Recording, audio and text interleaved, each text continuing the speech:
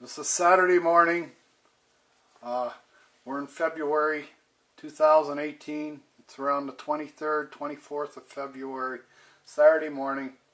And Doug Jones Ford has just driven a car from the street on Sundance Parkway past my house, past the ladies' tee box, and they've used the cart path on the golf course that services the tee box and green for hole number 6.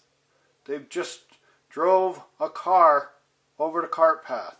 It's a motorized vehicle used by an outsider, a business, for business purposes of running a hole-in-one contest. This is probably one of the smallest vehicles I've seen them try to give away. Sometimes they have 2 vehicles up there. Other times they have a big old truck. Probably a truck that weighs 4 tons, maybe more. They'll have there, so they took a 3-4 ton truck and they drove it over the golf cart path from Sundance Parkway to the tee box on the number 6 hole. Now, the problem I have with this is a year ago, a little over a year ago, Meritage and the HOA decided to limit all golf cart access to the golf course over track day. And they put a sign up, the only sign in all of Sundance adult community, prohibiting golf carts and motor vehicles on the golf course. Well, at the end of track day is a 6 tee box, the ladies' tee box, and this vehicle just drove over the cart path. It's a motor vehicle. These people do not belong. They're not members of the community. They're the members of the business community. And for some reason, the business community, who are non-members of the community, can drive their 4-ton vehicles over the cart path to the tee box from Sundance Parkway, and us as members, dues-paying members in Parcel 12, when we want to drive onto the golf course with our golf carts, we're not allowed to. This is a contradiction. It's an oxymoron. It's an anomaly.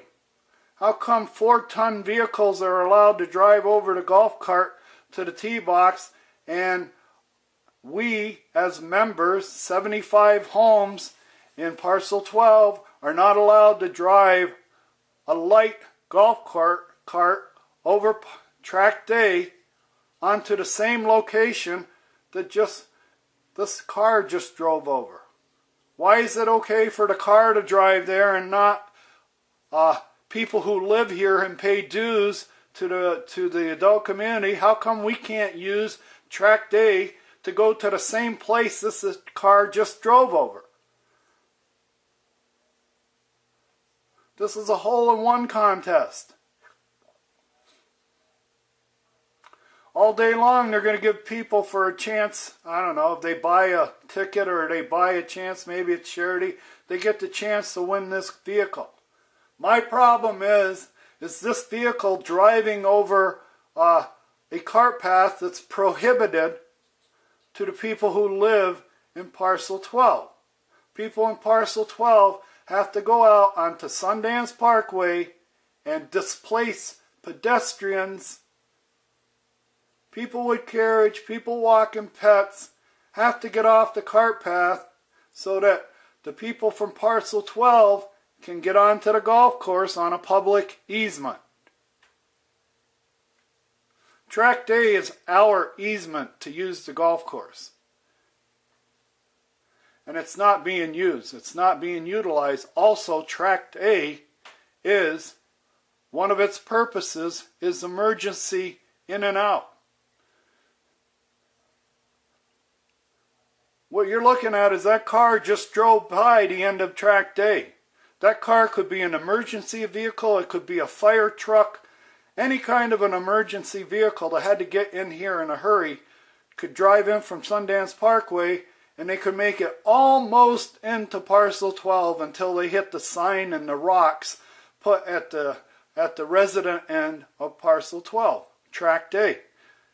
Tract A has a sign and rocks that prohibits any vehicle, emergency vehicle.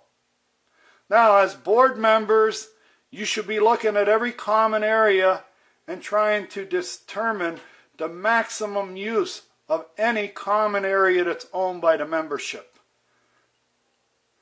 It's not happening. It's being used now. This is being used by the membership and the board as a single purpose, as a private, just pedestrian use. It's been limited to nothing but pedestrian use. No golf carts, no emergency vehicles. And it is labeled a drain on the map, but it doesn't drain.